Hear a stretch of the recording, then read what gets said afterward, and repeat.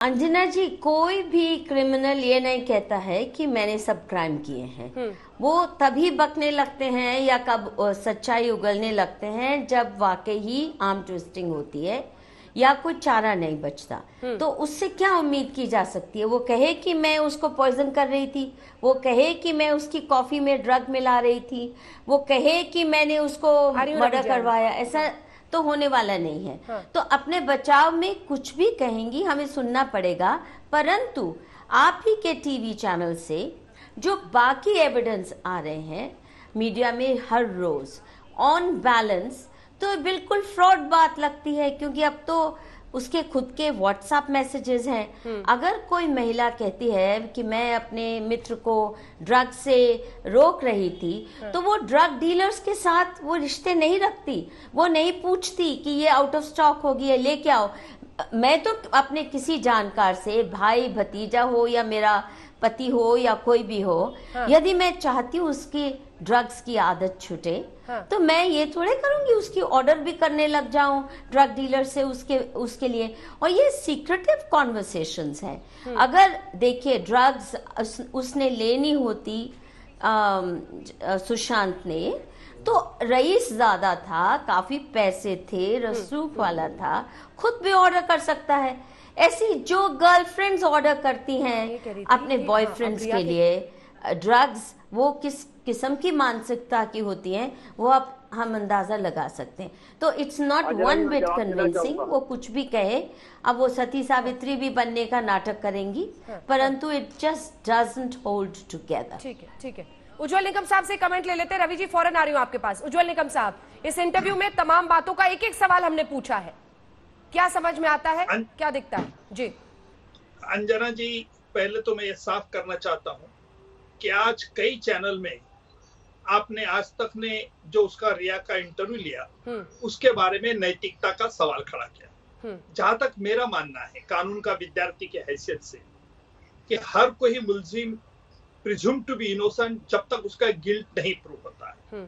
और इसीलिए एक मुलजिम की बयान लेना, इंटरव्यू लेना, ये चैनल पे डिपेंड होता है। मैं उससे कोई इमोरल इलीगैलिटी नहीं मानता, लेकिन ये चैनल पर निर्भय है।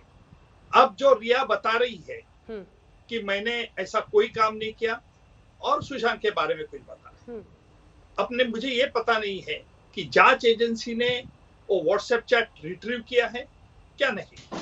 अगर व्हाट्सएप चैट रिट्रीव किया है तो बर्डन ऑफ प्रूफ रिया पर आता है कि आप बताओ आपने डिलीट किया है तो ये चैट कैसे है।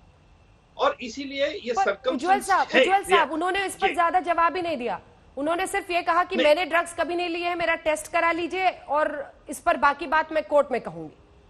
अभी क्योंकि व्हाट्सएप चैट जो डिलीट हुए थे वो रिट्रीव किए गए हैं, तभी सामने लाया गया है। जी, तो फिर बर्डन ऑफ प्रूफ उनका मोबाइल है।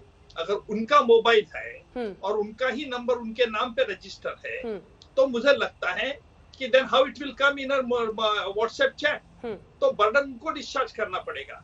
अगर वो बर्डन डिस्चार्ज नहीं होता है तो झूठ बोल रही है, इसका यह अर्थ निकल सकता है। दूसरी अहम बात यह है कि 2 महीने के बाद रिया ये पहली बार खुलेआम एक्सप्लेनेशन दे रही है। आज ये एक्सप्लेनेशन क्यों दे रहे? जब तक ये ड्रग का मामला खुला नहीं था तब तक उसने कभी एक्सप्लेनेशन दिया नहीं। सुप्रीम कोर्ट में पहली बार गई है। क्या रिया जांच एजेंसी को इन्फ्लुएंस करना चाहती है? नंबर 2, क्या रिया जांच एजेंसी को मिसडायरेक्शन करना चाहती है? ये सारे सवाल अब जांच एजेंसी उनसे पूछेंगे। लेकिन अब तक वो बता रही है आपके माध्यम के द्वारा कि वो इनोसेंट है। और दूसरे जो गया है जिसको अभी वो बोल नहीं सकता, सुशांत जी तो जिंदा नहीं है, तो उनके ऊपर इंजाम लगा रहे। अभी देखेंगे जांच एजेंसी किस प्रकार इस पर प्रकाश डालती है। रवि श्रीवास्तव जी, आप हाथ उठा रहे थे जब मधु किश्वर जी बोल रही थी, दोनों को साथ दिखाइए, मधु किश्वर जी और रवि जी। रवि श्रीवास्तव जी, आकाशदीप जी, आपने मधु किश्वर जी को सुना, वो सहमत नहीं है। उनको लगता है कि कोई भी मुजरिम जब सामने आएगा तो वो इसी तरह की बात करेगा। रवि श्रीवास्तव जुड़ गए। रवि जी आप हाथ उठा रहे थे। काजल, मैं आपसे सिर्फ इतना कहना चाहता हूँ कि जो आज आपने दिखाया है ये एक बहुत अच्छा अटेम्प्ट है, जो कि एक ऑब्जेक्टिव रिपोर्टिंग करना ही चैनल की रिस्पॉन्सिबिलिटी है। हम बाकी चैनलों पर अभी तक हमने रिया के पक्ष में कुछ नहीं सुना। मेरा सिर्फ ये कहना है कि आरोपी को आरोपी रहने दें, अभियुक्त न बनाए। जो उसकी जांच होनी है वो सीबीआई करेगी, वो सवाल सीबीआई पूछेगी। आज उसने और भी बहुत अच्छा रहस्योद्घाटन किया कि जो 8 हार्ड डिस्क नष्ट किए गए, डिलीट किए गए, वो उसकी प्रदेश में नहीं हुए थे, और वो 8 के 8 जो है वो उसको कंफ्रंट कर सकती है सीबीआई को, भाई आपकी प्रदेश में नहीं हुए।